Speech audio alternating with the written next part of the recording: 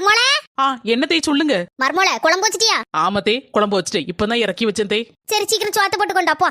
சரிங்க தே. ராதிகா உனக்கும் சாப்பாடு போட்டு கொண்டு வரட்டாமா? வேண்டாம் நீ கொஞ்ச நேரம் கழிக்கட்டும், நான் இப்பதான் பழம் தின்னேன். சரிம்மா. பழம் தின்னா என்ன மக்களே, சோத்த போட்டு திங்க வேண்டியதானே நேரம் ஆயிட்டல. தாங்கத்தே சோறும் குழம்பும் நல்ல சூடா இருக்கு, பார்த்து எடுத்து தின்னுங்க. உப்பு இல்ல, குழம்பா வச்சிருக்க குழம்பு உப்பு இல்ல, உரப்பு இல்ல, புளிப்பு இல்ல, கலர் மட்டும் இருந்தா போதுமா?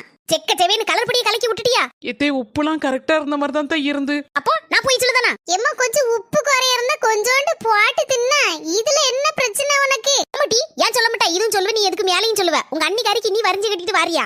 அண்ணி நீங்க வருத்தப்படாதீங்க, உங்களை நான் புரிஞ்சுக்கிட்டேன். நல்ல எம்மா கல்யாணம் முடிஞ்சு ஒரு வீட்டுக்கு மருமகளா போன பிறதாம்மா அண்ணியோட கஷ்டம் என்னன்னு எனக்கு தெரியுது.